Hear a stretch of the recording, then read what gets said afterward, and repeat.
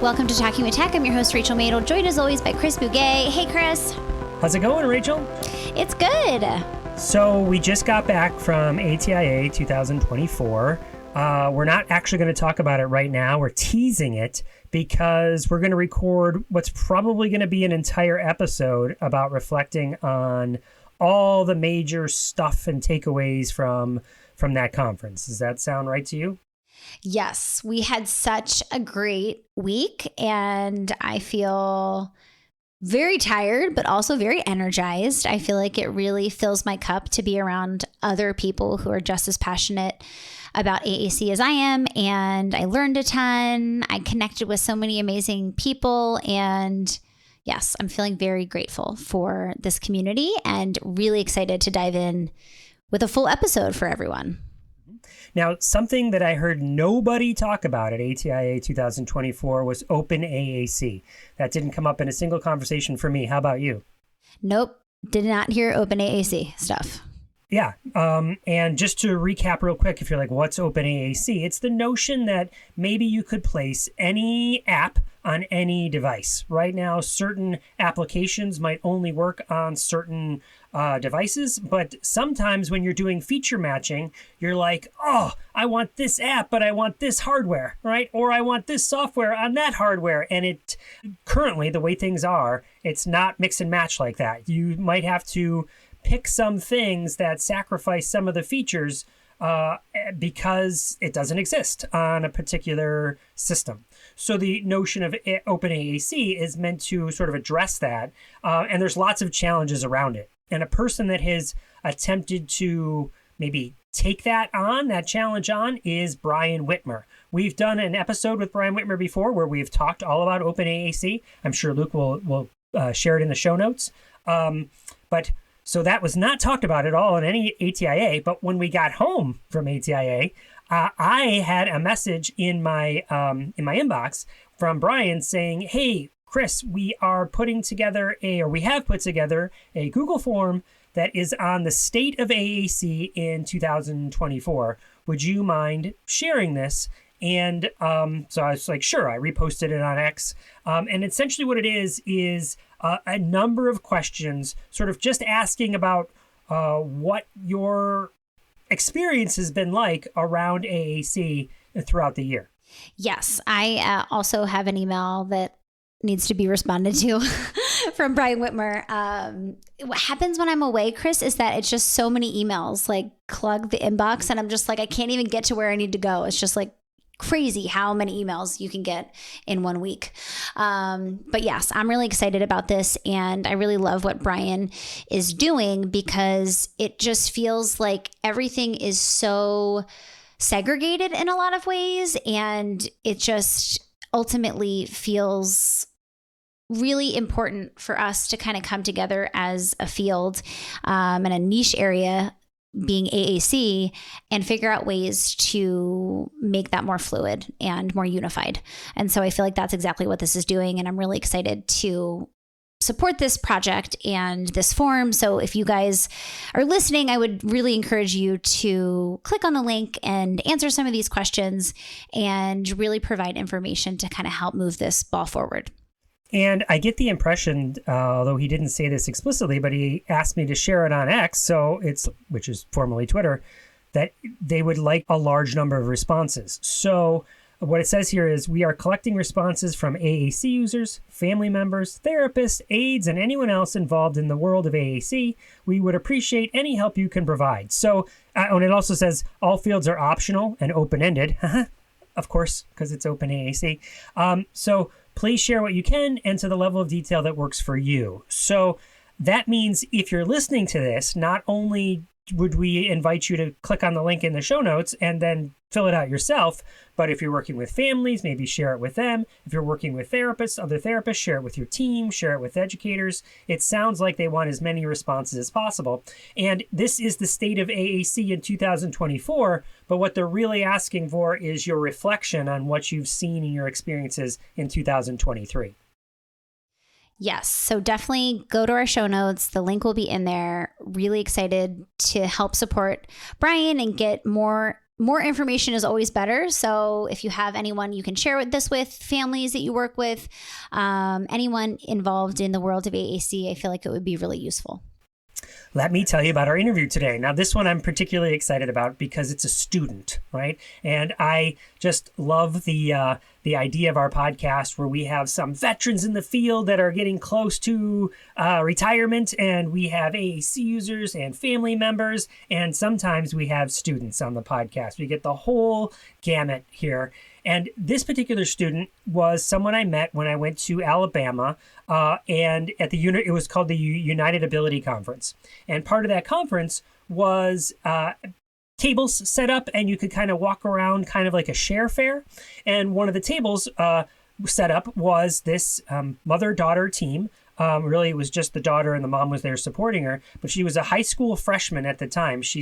Or high school senior at the time. She's a college freshman now. And at the table, just tons of 3D printed materials for people with disabilities and beyond, right? There was some nerd stuff there too, like, Mandalorian helmet and stuff. So of course I was going over there, right? And nerd, I mean, is a term of affection because you know what I mean? Okay. So I go over there and we start talking, 3D printing stuff and all the different things and how you can find it, find materials and make materials, and how it might feel to listeners right now. They're like, I'm not doing 3D printing. That's somebody else's job. They're turning off the interview. No, listen to this interview. She talks about how it makes it so accessible to everybody and how you can create anything. And how it's not as intimidating as it might sound. And there's tons of people in this community that would be eager to help you either get started or help you just do for you. I need this thing. I want to create this thing. I'm having this problem. These are people with a maker mentality, and this student is one too. So without further ado, I would invite you to listen to Mercy Wolverton, who is now a freshman at George Mason University.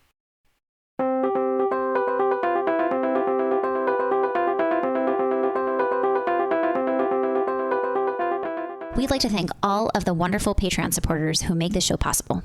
This podcast is funded by listeners just like you who signed up at patreon.com/talkingwithtech to show their support. Because of the generosity of our amazing Patreon community, we're able to pay Luke and Michaela, our podcast producer and audio engineer, who keep the show looking and sounding great. Patreon supporters also receive bonus content such as early access to interviews, behind-the-scenes recordings, additional curated resources and materials, and so much more. Check it out at patreon.com/talkingwithtech. Now let's head back into the episode.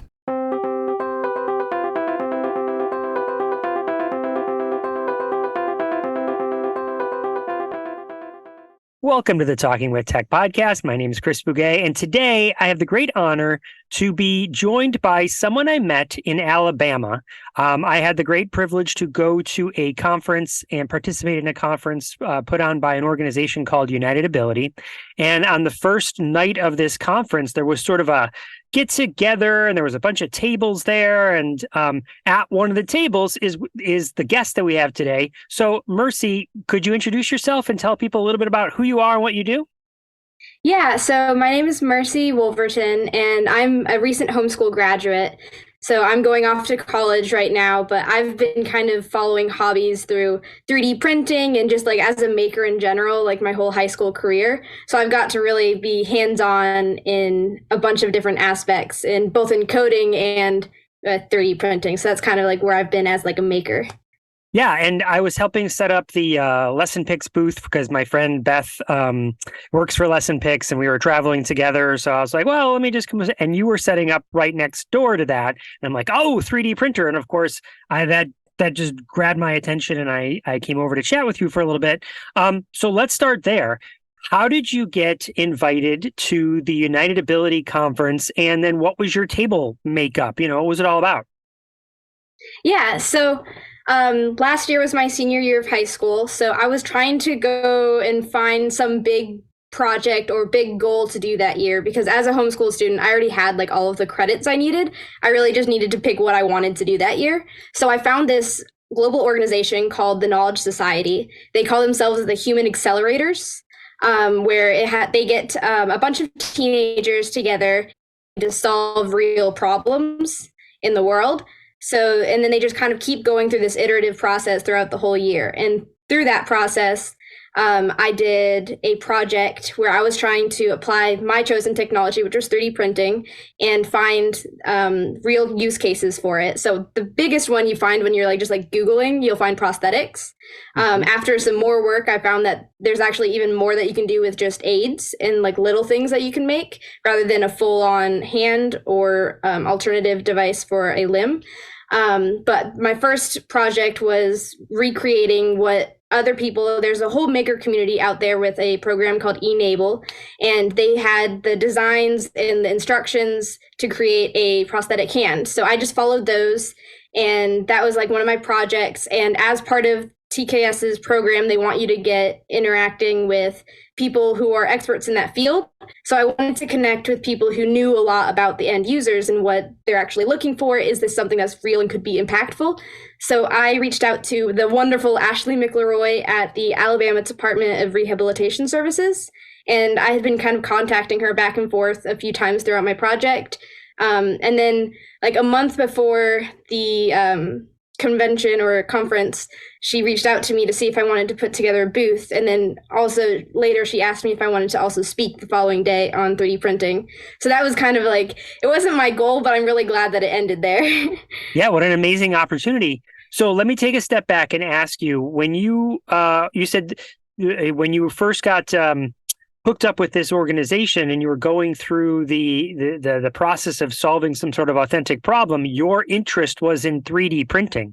So where did that stem from? Like, I'm always curious where people find their interests. And so how did you gravitate towards 3D printing? So I think it was like, I was probably like 11 or 12 at the time, and like 3D printers were just kind of like becoming more well known. And my dad he's works in computers and everything, so he was kind of like on top of that. He was like, oh, this is really cool. So one Christmas, that's what we got as like a family Christmas gift. I then proceeded to take it up to my room, and it was considered mine then. So I got to tinker with it, and I made little things like keychains, random little figures, stuff like that are just fun. But then that was actually like the year before the pandemic happened. And I kept getting people sending me links for something called the ear guard or an ear saver. And what it is it's this plastic like rectangle almost that has notches on both sides for when you're using a medical mask. Instead of having it chafe behind your ears, it would hold onto the plastic piece, and then it would save your ears. That's hence the name ear saver or ear guard. And everybody was sending me these links about these other makers around the world who had been making these. So I then was able to kind of change gears from just making figurines. And then I was kind of upscaling. Instead of running it like once a week, I was then running it nonstop. And then I was like learning all of these things, because once you're running it nonstop, you're learning 10 times faster. Mm-hmm. So that was really great to have like a project and a goal. And so that was kind of where it took off from there. And then so that was kind of like a real use case. But then the next project that I set my eyes on was a personal project where I wanted to make a Mandalorian suit of armor. So that was kind of the next big project that I had been kind of building up to. That's so fun. So it starts with some doodads just to see if you can print them. Oh, here's something interesting. But then it turns into something that is actually useful for real people. I know exactly what you're talking about. I used those towards the start of the pandemic, and actually printed a bunch of them so that people could use them, because it was hurting their ears. Their ears were chafing on the people who are not used to wearing masks. So that. I know exactly the ear guard that you're talking about, or a version of it. You know what I mean? Because there's definitely multiple versions out there. And then that fuels two parts. There's like how can I make things that actually help actual people? And how can I make things with some stuff that I'm just interested in, like the Mandalorian? And that was certainly when you and I were talking at your table, you were talking about the Mandalorian, and you were talking about some of the cosplay stuff that you had made, and showing me some of the pictures. And of course, I was geeking out because I'm a Star Wars fan. My son and I watch not just all the shows, but like all the animated shows. So at the time of this recording, Ahsoka's about to come out in like a week or so like that. And so we're super excited. And Marvel. So when I got the chance to kind of make something from those into real life, that was awesome. Yeah, so cool, so cool. Speaking of cool, you made the ear guard things. That's something useful. What are some of, and you had mentioned how in the e-enable community, there's a bunch of things that are made. So what are some of the cool things that you were showing off with at the booth and during your presentation at the United Ability Conference?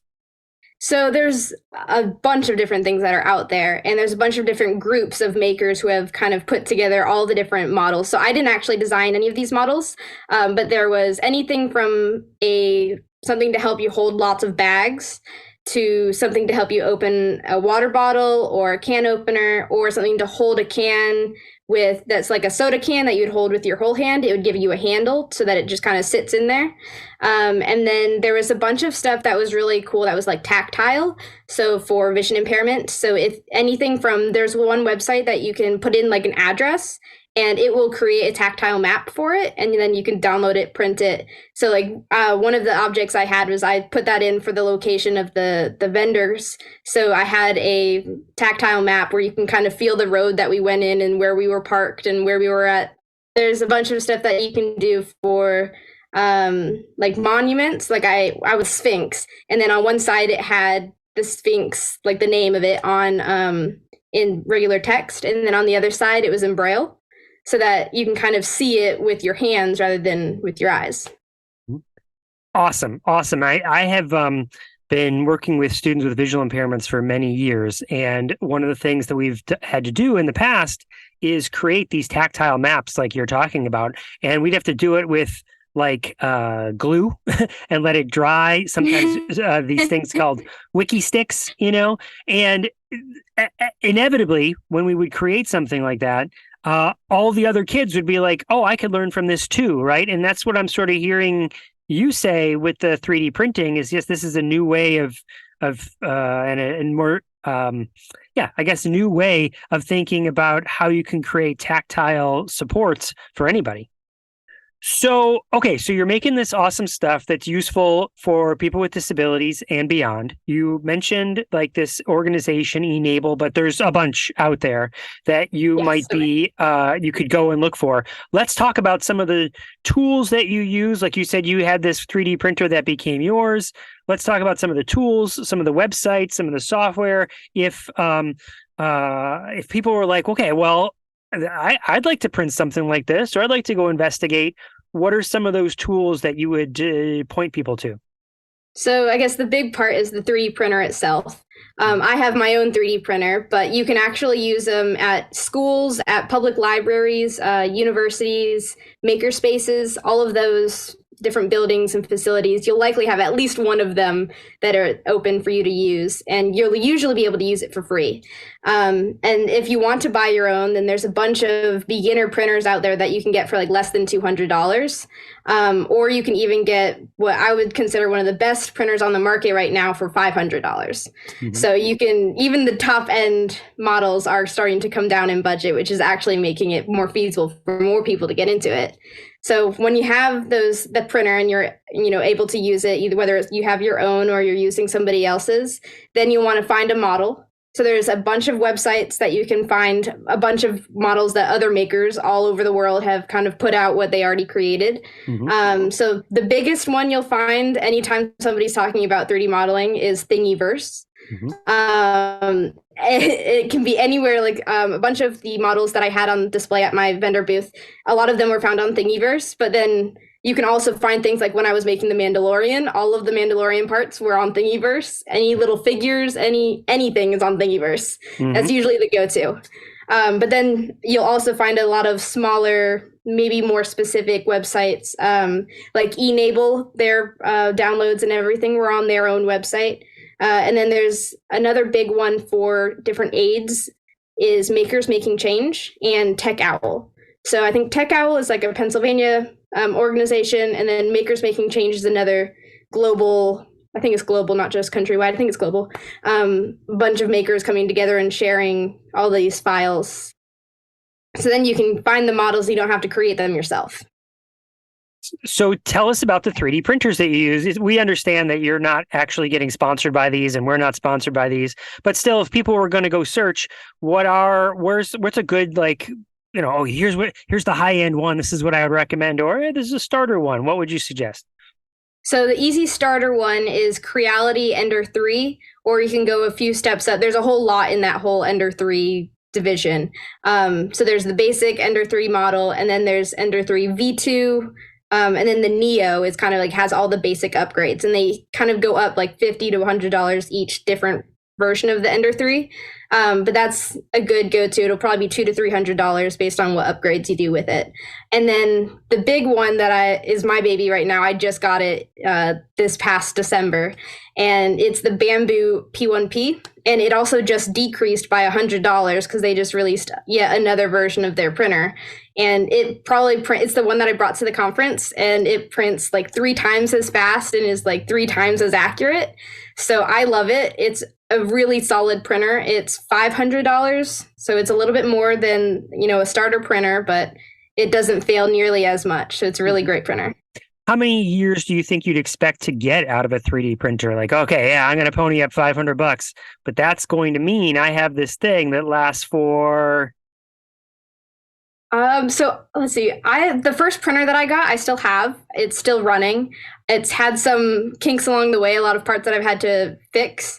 But I think that was a CR10 model, which is a little bit different. It was a DIY model we got. It was some off-brand, but that one was probably 6 years ago, and it's still running. Mm-hmm. We had to replace the power supply, but everything else, the core of it is still running, like the motherboard and everything. So, mm-hmm. And like anything, if you take care of it, but generally it just runs, and there's a little bit of maintenance, but otherwise 6 years and still going, right? So you can get 6 years worth of 3D printing. I'm going to go and say that since we're having this conversation about like acquiring a 3D printer, something that a lot of people listening to this podcast might be interested in using a 3D printer for is 3D printing key guards. We've done a whole episode and talked to people who sort of specialize in printing 3D key guards. So you can imagine a communication device. You saw a bunch of them at the conference, right? Yeah. And sometimes people have to get a key guard to help them target the cells on these communication devices, and 3D printing is a perfect use for that. But what I found is you need a bed, meaning the platform that the 3D printer is printing on needs to be large enough to print the key guard. So I'd be looking at something that would be large enough to print a key guard. So that's another little piece of advice from me based on this conversation. So that's the hardware. And then you mentioned a bunch of software. I could not agree more about Thingiverse. That's a good place to go and just sort of tinker around. Like, somebody that's big into dinosaurs. Let's type in dinosaurs. You like somebody that just loves Chihuahuas. Type in Chihuahuas and see what kind. Making what's been created already. There's the maker community is, and especially those making in 3D. Making 3D objects are very open to sharing their work. Is that, at least that's my perspective. Have you found that as well? Definitely. Like they're even willing for you to like take theirs and keep editing it, and then you send out a remix on Thingiverse, and you'll find like one model with 20 remixes of it. Yes. I've added this. I've added that. I've changed this. Yeah, it's sort of a picture of open learning or open source, and the whole idea is that I'll create something and then so when anyone creates anything, that person automatically owns the copyright for it. But they can license their thing out and say, hey, no, I'm actually going to make this Creative Commons and I'm going to put it open to the world. So I love your word remix, that someone else can remix it. They could duplicate it just as it is, or they could remix it how they want. And there's different levels of licensing that way. But the maker community certainly is very open that way about sharing. Okay, so those are some great tools to go check out if you want to get started. I also want to reiterate your advice if you don't own one, to check out your local school. I bet you know somebody that does, people listening to this podcast. If you don't work in a school, the local library totally makes sense. Most libraries, many libraries, certainly in our neck of the woods, all the public libraries have 3D printers, and they know somebody works there that knows how to give you some advice about, oh, why isn't this printing right? Or, what does rafting mean? Or what are layers? Like all this kind of, there's a little bit of a jargon to it, but not a huge learning curve. Has that been your experience? Yeah, and I actually first started in like the public sphere was in a makerspace, and they had a bunch of courses. So they had somebody who was like their guru with 3D printing, and he would be like, "Oh yeah, every Wednesday come by and we'll make something, walk through the whole steps." Mm-hmm. So is that how you really learned it? I mean, was it mostly going to these classes, or let's talk about that just for a second. How did you learn how to 3D print? So I learned just through trial and error. I had like a YouTube video that showed me how to set it up, and I played the default print that came with the printer, and then just kind of started finding other prints that I wanted to make. And trial and error found me to where I'm at now. I made some good friends who are also into 3D printing. So like when I was doing the ear guard project, we were comparing, like he was doing 10 different ear guards on his build plate and it took him 2 hours. I was doing 10 and it took me 5. And we're like, wait, that doesn't sound right. What settings do you have that I don't have? Mm-hmm. So like that is like a really fast way to learn all the specific settings, is by just getting to know other people who are doing it. But then I did get to talk a lot with the people at the makerspace. I mainly learned a lot in like CNC and ABS. So I do a lot with a material called PLA, so just plastic. It's very safe, especially since I took the printer up to my bedroom. So I don't use ABS, which emits some fumes while it's printing, but it is a really nice and cool filament to know how to use. So I was learning kind of from people who know how to deal with it safely at the makerspace, in addition to their other machines that they had in there. All right. So at this point, listeners might be going, PLA and ABS, and whoa, I just want to print something. What advice would you give to an educator to kind of get started? Like, okay, here's what you need to know. So,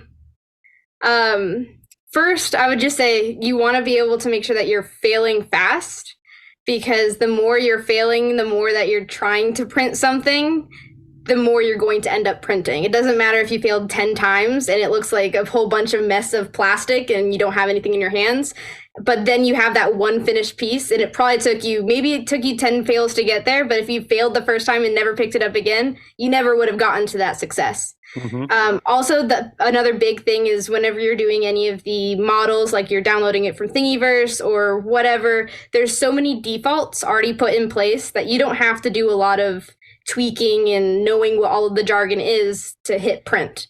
And once you just hit print, then you can see if it doesn't work, you can kind of see, well, what did happen? Like, what does it look like? Can you explain that? And then you just go to Google and you say, well, my print looks like spaghetti.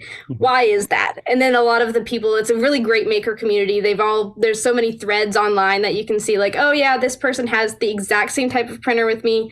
And they even share like this photo that's exactly like mine. Oh, and they said, change the bed temperature to be 5 degrees higher. So you try that. So once you can get it to the print just using the defaults, then you can start tweaking and making it different until you get it to where you want it to be. I absolutely love this advice, not just for 3D printing, but really just about anything. Because what I heard is, well, you said fail fast, and I think of it as fail forward. Like no one, anyone listening to this podcast would probably has an experience around writing an essay or something like that. Well, no one just spits out the perfect essay. No one spits out the perfect email. There's always the back button for a reason. It's iterative design, right? You get better and better by making mistakes. So go ahead and make those mistakes. There could be a fear when it comes to 3D printing, like, oh my goodness, it turned out like spaghetti. Like the thing didn't go right, and now I've wasted all this filament. But you wouldn't say that, or you maybe forgive yourself if you printed paper, and you'd be like, oh, geez, this didn't print right. Yeah, you might feel a little bit of waste, but you rip it up and you print again. Same idea. That it's very inexpensive. Again, expense is subjective, but still, it's not so expensive that you need to beat yourself up for it. You should really think of it as a learning opportunity. Is that fair? Yeah, for sure. I actually keep all of my failed prints because I think in some way down the line there's going to be a way to recycle it. It's not there Yes. yet, but eventually. But right now I have like 2 full trash bags in the last year of all of the failed prints. So I think that I'm a pretty solid maker at this point. I've made several suits of armor and all these other things, but I still fail a lot. Totally. And you will in everything you try, but that's how you succeed, right? So Yeah. let me just tell you, here's what I do with my failed prints. And let's tell people this. So when you're 3D printing, often there's a base, and then you're going to peel off that base afterwards, and that is something you discard. Well, I don't even discard that. That goes into a bucket. But so these are often the size of like, let's say ornaments that you hang on a tree, right? Is that fair? Like, Yeah. often they're that size. And Yeah. so something that my kids and I have done is we've taken all of these, or many of these, we've drilled holes in them, tied a little fishing line around them, and then just with marker, we write some sort of affirmation like, you're awesome, or look around, or smell the roses. Then we take them out to the woods, and near our house, we have some trails. And so we hang them up on these trails, and we call it trail magic, right? As you're going through the trails, what's this thing that I discovered here hanging on this tree? Oh, it says I look great today, or whatever that affirmation is. So that there's some use for this plastic. It doesn't feel like you're wasting. It feels like, well, we can recycle it. And I also love your thought about how someday maybe someone will create something where you send this to it and melts it down and you can reuse it. It goes back into a spool of new PLA for someone else to use. Yeah, exactly. I actually, when I was first going through the projects for like what I wanted to do with 3D printing, my first idea was to make something that kind of melted it down and re-spooled it. And then I actually went down like a rabbit hole for like probably 48 hours where I was doing all of this research on how that would actually work. And there's actually a lot out there already that people are working on it. So like I can tell that if 3D printers have come down in so much price and have increased in quality by like 100%, I have no doubt in the next like 5 to 10 years, we're going to have that. It might not be something in everybody's household, but it's going to be something that people can actually use. And it's going to make this process where you're failing often, and it's going to make that way more, I kind of like taking a burden off your shoulders because you're going to be able to just repurpose it, and then you can just fail again with the new one, and you're not failing with new material or anything. You're just kind of repurposing the old material. Now, something else that I heard you say, both in how you're learning, but then also the advice that you gave is finding a community and leaning on that community, not being afraid to ask questions. And then, of course, once you learn something, contribute back to that community with what you've learned and become an active member of that community. Would you feel like you're a part of a maker community? For sure. Mm-hmm. It's crazy how people can be so far away from you and can have the same exact passions that you can have.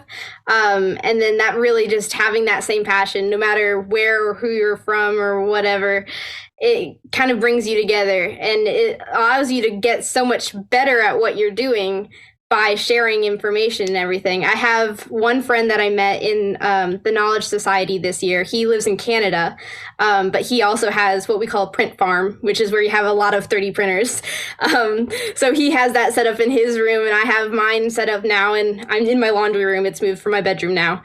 But we were kind of comparing and contrasting what 3D printers we liked, and he was the one who actually gave me the recommendation for the bamboo printer that I ended up getting this past December. So that's where I got really great advice for finding a new printer. And we had so many great conversations throughout that process. That was just awesome. Yeah, and you can just lean on each other, and you feel like if you're stuck, you have someone you can go to, or a whole community of people they can go to, and they can come to you, and you find your people that way, right? And become part of a community.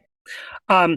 Mercy, let me ask you, you said you made like Mandalorian costumes, right?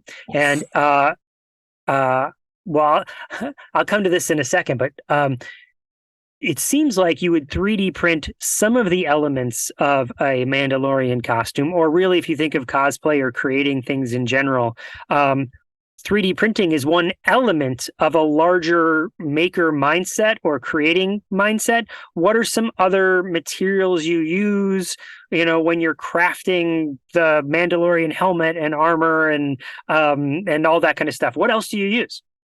So I guess the biggest other material is Velcro, kind of holding it all together, because you have all of these finished plastic parts, but they don't magically attach to your shirt or whatever pants they are using. You have to find a way to keep them on and to do that secure, but like also so that you can still take it on and off. And so like my first iteration was I actually tried to use magnets, which was great. But then sometimes when I was walking, the pieces would just be like falling off because I nudged it. So we were like, okay, maybe magnets won't work. But we found Velcro, and it's like this industrial Velcro that I put one half of it onto whatever shirt or sweatpants that I'm using for the suit. And I'll put the other one on the back of the 3D print, and it has held super strong. And I've had no flying, pieces of armor when I'm walking around. And then I just have to kind of designate this shirt is forever going to be the Mandalorian shirt, and this pair of sweatpants is forever going to be the Mandalorian pair of sweatpants. But I've kind of like gotten around the use of having to do a lot of sewing or different fabric work, because I'm choosing these characters that have like 90% of them is covered in armor. And the biggest part is just finding what shirt is good underneath, what like pants or like cargo pants or whatever. And then like I had to find a cool cape. So that was the cool part, but that wasn't hard. I just had to find a cool looking cape. Yeah. That's awesome. That's awesome. So let me again try and synthesize some of what I hear you saying about what you're creating and how you're creating it. So in Virginia, and really in the larger scope of things, and you should know this because we haven't said this yet, right? But these are next steps. You're going to be coming to Virginia, so that's foreshadowing from what Mercy's going to talk about here in a second. But here in Virginia, in the larger landscape of education, we have something called the 5 C's. Back in the day when I was in school, we had the R's, like the 3R: reading, writing, and arithmetic. But today's day and age, we have the C's, and that stands for, the first C is critical thinking. And certainly when you're creating anything from a makerspace perspective on a 3D printer or the armor that you're making, you're constantly thinking through, well, what makes sense? Why isn't this working? You're going through sort of a logical troubleshooting, problem solving mentality. First of all, does that resonate? Do you find that you're constantly problem solving? Mm-hmm. And so you're building your critical thinking skills, yeah? Yes. Cool. The next C that people talk about is collaboration. And here you're talking about the guy with the server farm that you made friends with, and you're collaborating back and forth, and that's just one person. I'm going to guess that there's people in a Star Wars community that once you've made the Mandalorian armor, or other people that have this really niche that they're making Mandalorian armor. So the macrocosm of making, the smaller organization or a smaller group of people that make cosplay, and then the smaller organization of group of people that make Mandalorian or Star Wars cosplay. But all of those, you're collaborating with all of those. Is that fair? Yeah, you can find anyone, in whether it's like very broad or very specific, you'll be surprised who you'll connect with. Now, one of the other C's that we talk about the 5 C's, is creativity. And is there anything more creative than making stuff like this, and figuring out, besides the problem solving with the critical thinking, just being creative in how you want to paint it and how you want it to look, Let me ask you that. When you were making your Mandalorian armor, did you make your own Mandalorian armor, or did you make it a replica of a character in, like, you know what I mean? Like, are you making your own? I made my own. I didn't want to do the basic silver one. I didn't think at that point I could make it convincingly look like silver. But I also, more than just that, I wanted to make it purple. So I didn't see one out there. I hadn't watched Clone Wars yet. Like, don't tell anybody, but I hadn't watched that. So I hadn't seen a lot of other Mandalorian armor from Star Wars outside of just Boba Fett and The Mandalorian. So I was like, you know what? I'm just gonna find a bunch of mismatchy models out that I like. They're not even like, a lot of them aren't from Din Djarin, who is the Mandalorian.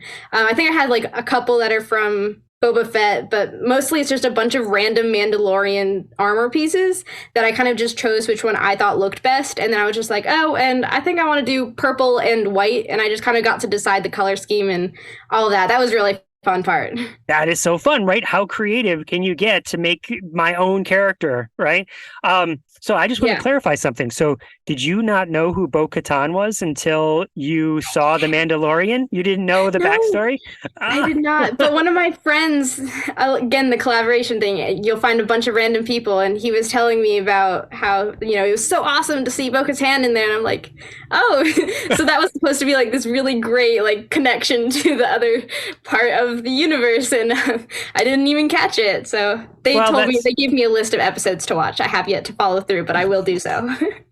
That's what's so fun about, I mean, there's a lot of universes like this, right? Marvel is like this. Actually, I think The Walking Dead is like this. There's a bunch of different where you can enjoy it on different levels. If you get all those connections, great. And if not, it didn't inhibit your enjoyment of the show itself. It's an awesome character that I get to fall in love with. And what, you know, really resonate with. I mean, I certainly did, but without knowing the backstory. But if you want to go deeper, you can. You know, there's all sorts of different entries. That was really awesome. I didn't lose anything in the storyline. The storyline was well thought out. Yeah, totally. All right, so the other C's are what I'm a big fan of. In fact, I should have mentioned it first because this podcast is all really about this communication, right? So not only are you talking to these people, but it leads to like the community that we're talking about, but it leads to opportunities like this, professional opportunities where you're learning. So I can talk to my friends about this. I can talk in professional spaces about this. You're learning communication skills. Is that fair? 100%. It's easier to communicate about something you know or want to know about too. So whether or not you're nervous about going into something like this, and I've never done something like this before, or with the speaking at the conference, I've never really done anything to that level before, but having that like knowing that you're doing something that you're passionate about, or that people are going to be listening to you because they're also passionate about it or passionate to learn about it, then it just kind of makes it easier to go into the learning how to communicate and doing all of these like speaking and everything with that. So it's been a great just to have that passion to learn that communication. Awesome. The last C, just to round them out there, is also a theme of what you've been talking about is either that some people say contributing, as other people say citizenship, but the idea is that you could just make for you. And if you wanted to, great. But I definitely hear this theme of, wait, I can help other people with the work that I'm doing with my skill set and my knowledge. And so why don't I contribute back, right? So, and is that fair? For sure. There's so many ways that even if it isn't something that you decide, oh, I am going to go out and find this problem like I did with the prosthetics, and I kind of actively went and sought that one out. But even just if you're talking to people about what you like to do on the side, like when I was first telling people that I liked 3D printing stuff, then I had people coming to me and sharing with me the ear guards and the ear savers. So like sometimes if you just communicate and you get into a community, things will find you, and then you'll find a way to give back, even if it isn't something you were initially seeking out. I love that. I love that so much. So Mercy, in Alabama, when you and I met, you had business cards. In fact, did you 3D print a business card holder? Am I remembering that it was in or is it just in a stack? It was in a plastic stand, but it was not the one that I 3D printed. I have one 3D printed, but I didn't bring it with me. Gotcha. And I've known people that 3D printed their business cards too, if that's something. I've been looking at doing that, but I haven't found a good way to do it yet for mine. So I get your business card, I bring it home, I put it on the coffee table, I empty my pockets, my wife is sitting there and she's like, oh, what's this? And so I'm telling her about you and I'm like, wait, you've got a website. And so let me just say how impressed both my wife and I were about your website, because we don't know many people your age that sort of have built a website about who they are, what they're into, and use it for professional purposes. You know what I mean? So can we talk about your website for a second and the genesis of it? What made you want to make one? Can you describe a little bit for this audio podcast? We'll put it in the show notes so people can go check it out. Just tell us a little bit about how it got started and how you're using it, and your thoughts about it in general. So I guess it comes back again to the Knowledge Society. They were kind of building your whole portfolio, and one of the things that they were like, oh, it's something that you'll want to have is a website. So I researched how to make a website, and I think I used like GoDaddy or something online that just was dragging blocks in. So I was able to just create it. It has like a very broad, hi, I'm Mercy. And then it has I broke down everything that I've kind of been working on into like, I think it's 3 different categories, like what I learn, what I'm making, and what I'm teaching. So it's kind of like the 3 stages. I start by learning whatever it is. So like when I was learning coding, I had to learn it first. And then I found that I was really passionate with it. So then I wanted to do stuff with it. So I was creating like text-based games or different programs, automations. And then I was really happy with what I was doing and everything, and I wanted to share it. So I started teaching and tutoring in coding. So I've done that with a bunch of different aspects in my life, whether it's coding or 3D printing or anything. So it kind of all follows down into those 3 stages. So I kind of was able to outline that. And then I think I highlighted a couple other projects that I had been working on the website as well. So that was kind of like the overview of what I had on there. Yeah, it's awesome. I feel like that in this day and age, everybody should have a website that sort of illustrates who they are. And it feels like before you go off to, when you're transitioning, because you're currently transitioning from your current schooling to the next schooling, that is a perfect time to build something like this so people know who you are and what you're about. And I love the idea of what I'm learning about, putting that on the, that's a strategy a lot of teachers use, is like, here's what I'm reading or here's what I'm learning about to illustrate that we're lifelong learners. I love that on a website as well. So I've hinted at it a couple times now about what comes next for you. So let's tell people what comes next for you. So it's very soon, actually. I think I'm moving in a couple days, but I'm going to be moving from northern Alabama over to George Mason University around Fairfax area. So it's actually coming full circle for me. I was born in Virginia, and my older sister lives right there. So I'll be right next to family, but away from home. So it'll be a nice kind of balance between the two. But at George Mason, I kind of mentioned that I'm into computers. So I'm going to be following cybersecurity as my major, cybersecurity engineering. But then since we've been kind of talking this whole time about 3D printing, I also made sure when we were going up there and scouting out the campus and everything that they have this really cool makerspace where I think they have a whole table, like front and back, full of just Ender 3s.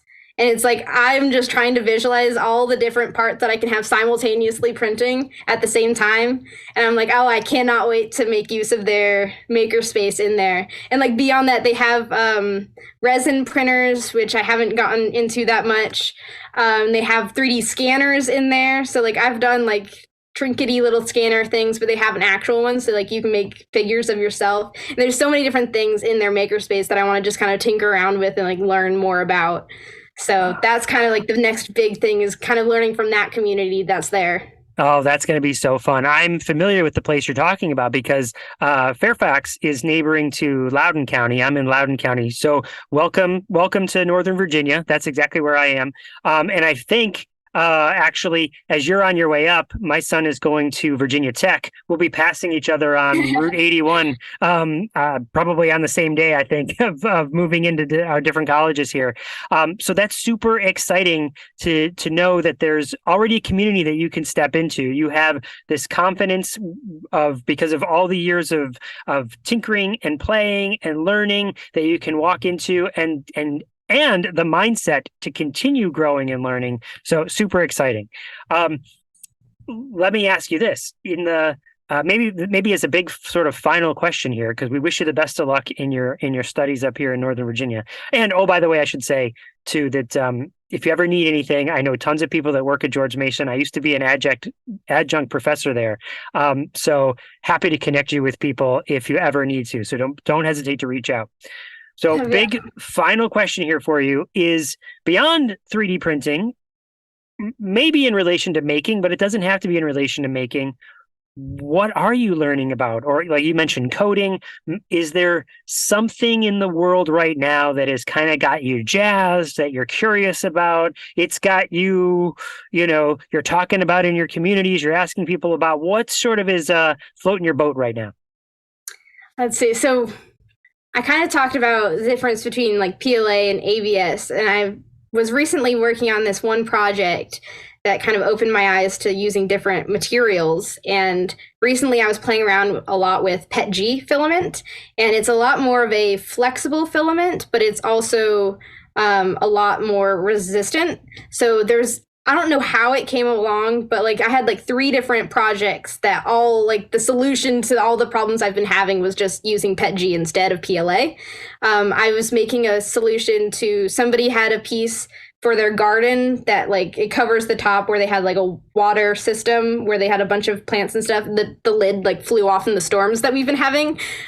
So she wanted to see if I could print a solution to it. So the first one I made, it was PLA, and it like crumbled in the first couple of days. And I'm like, okay, back to the drawing boards. And I've had a roll of PETG or PETG in my laundry room that I just never really touched because I hadn't learned how to use it.